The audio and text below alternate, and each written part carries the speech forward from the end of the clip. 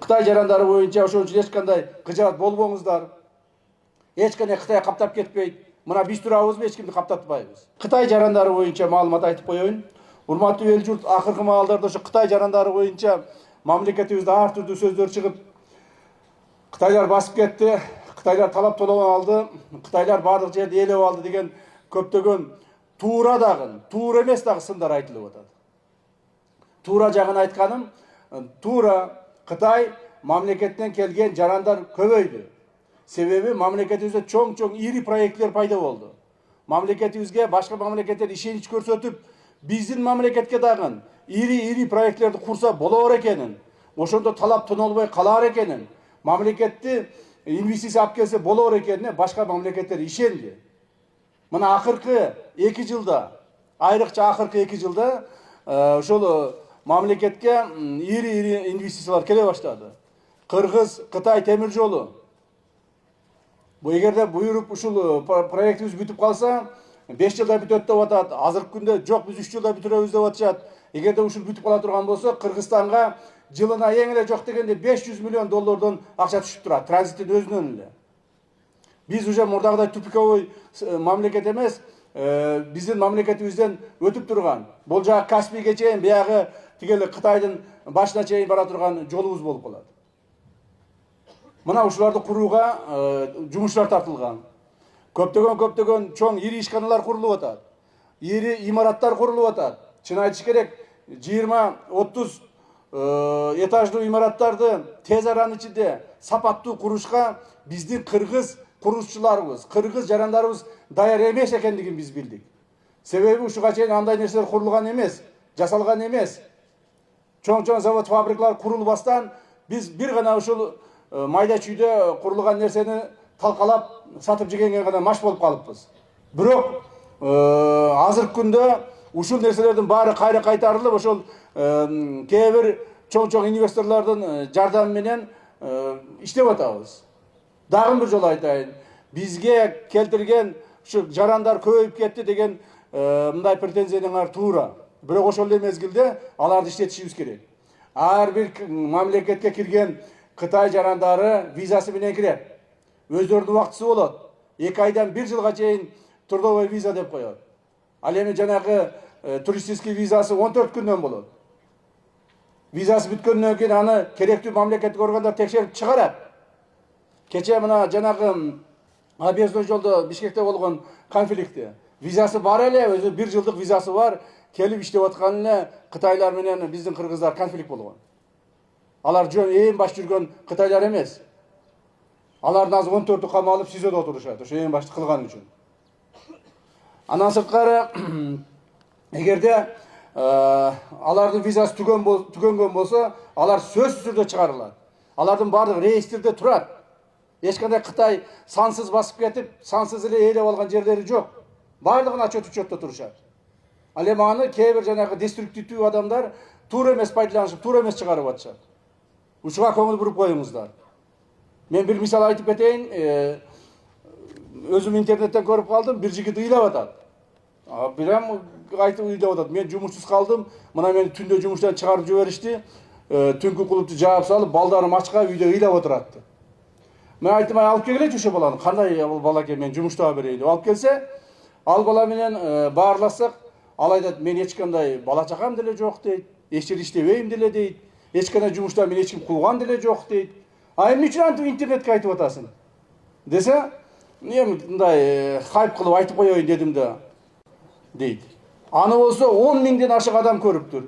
5-6 миң адам ага ишенип алып туруп, ар түрдүү сообщениялар жазып атат. Бийлик ушундай да, мынантип кууп чыгат да, монтип бала чакасы акчага калыптыр да, мунун бала чакасы ким багат деп жанагыдай деструктивдүү нерселер жазып атышат.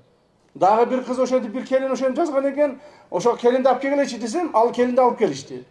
Аны менен сүйлөшсөк, ал Дордой ассоциациясында иштейт экен. Ал айтып атат, мен дейт бала чагам ачка калып, азыр ыйлап отурат, мен билбейм эмне кылышымды деп, баягы келин интернетке ыйлап атат. Дордойдо иштейт экен, $1000 айлык алат экен. Дордой плазада бир дутиги бар экен, ал жерден $3-4 миң пайдасы табат экен. Аны айтып атабыз, ай карындашым, эмне үчүн аны мынтип чыгарып атасың десе, элдин баары чыгаргандан мен да чыгарып коеюн дедим да деп коет. Мына көрдүңөрбү? Ошондуктан ушундай чагымчылдарга ишенбеш керек. Чагымчылдар элди козутуп жасап аткан иштерди тетириге бургандар бар. Ал эми биз мамлекеттик органдар айрыкча ушу Садыр Нуркожоевич башында туруп алып күнү түнү дебестен элдин камын көрүп, элибиздин ушу жакшыраак жашаса экен, инфраструктурасын өзгөртсөк экен, жашоо турмушуна кайсыл бир деңгээлде жардам берсе экен деп аракет кылып жүрөбүз. Урматтуу эл журт, Кытай жарандары боюнча ошон үчүн эч кандай кыжаат болбоңуздар. Эч кандай Кытай каптап кетпейт. Мына биз турабызбы, эч кимди каптатпайбыз. Биз дагы силерге окшогон эле патриотторбуз, мекенчилдербиз. Элибизди, журтубузду сүйөбүз, Кыргызстаныбызды сүйөбүз. Кыргызстаныбыздын ар бир ташыны кымбат карайбыз. Ошондо эч кыжаат болбоңуздар, Кудай кааласа. Кытай жарандары бизди каптабайт, алар иштегенин иштейт, курганын куруп берет, кайра убагында чыгып кетишет. Муну биз мамлекеттик органдар гарантия менен карап турабыз. Быйылкы эле жылы 2025 жылы Нарын облусуна караганда Нарын шаарына өзүнө 5 жолу, Нарын облусуна 7-8 жолу барыптырмын. Ал эми Кемин жергесине 1-инчи жолу келип атат экен. Ошондуктан сиздерге бир маалымат бере кетейин. Урматтуу эл журт, ошол Чүй облусунда болуп жаткан иштер боюнча маалымат бере кетейин.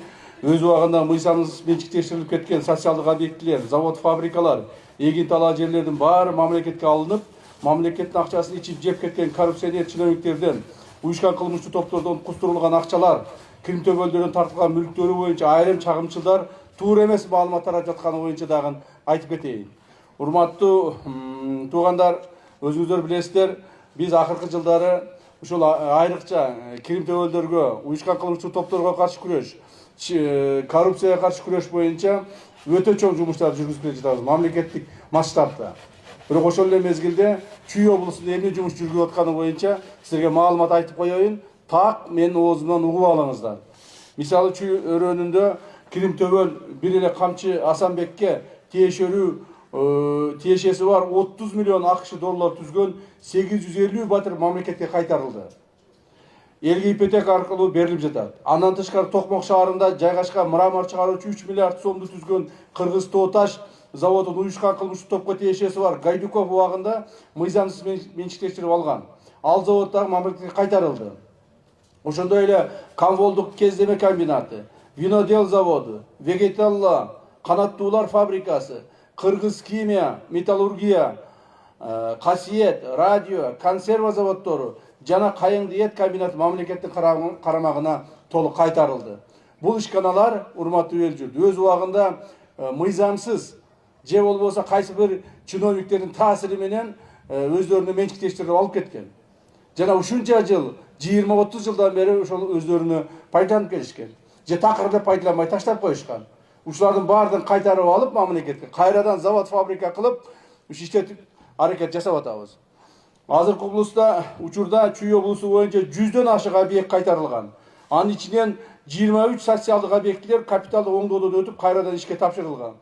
Чүй облусунун өзүндө эле 100дөн ашык объекти кайтардык. Булардын арасында көптөгөн спорт мекемелери бар, даже керек болсо ошол медицина тармагындагы мекемелер бар.